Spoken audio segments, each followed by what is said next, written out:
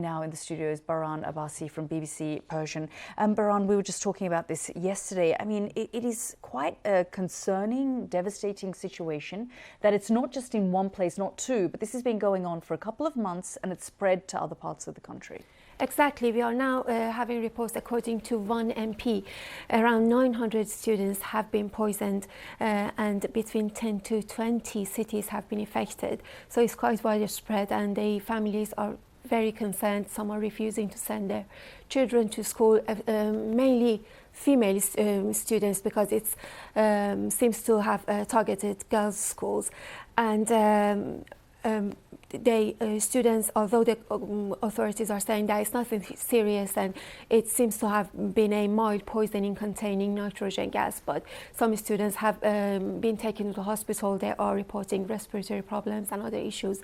So the families are very concerned. Yeah, I mean, have there been any fatalities? We know that 900 girls, at least, as you say, have been affected. The authorities are saying that there have not been any fatalities. No one has died, but there's a lot of mistrust at what the government is saying. They have made quite contradictory comments over the past few days. It suggests that maybe they're not sure how to handle public anger. Now the Interior Ministry has been tasked with investigating the issue. At first they said that it might be just maybe some students had taken drugs or something, but now some have admitted that it might be premeditated, but later on they had to withdraw their comments.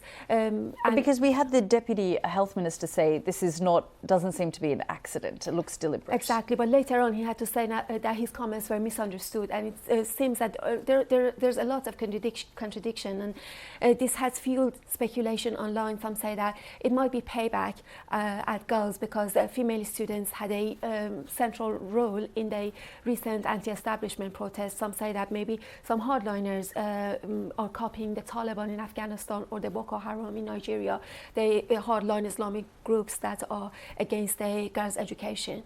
Has this ever happened in Iran before, this sort of upheaval and, you know, this sort of situation with the protests? Have we seen in the last 40 years, for example, an attempt to prevent girls from going to school? We've never had anything like this, and that's why it's very concerning, and maybe that's why officials at first just dismissed it. But there are again some officials saying that the IRGC intelligence branch, they knew about this before. Some even suggest that it might be an inside job to prevent girls from going to school and making them to stay at home. So yeah, I mean, no doubt parents are incredibly worried about this. Do we know what happens? You know, is it left in the classroom? Is it thrown into the classroom? How does it actually happen? It seems that it's thrown somewhere inside school premises.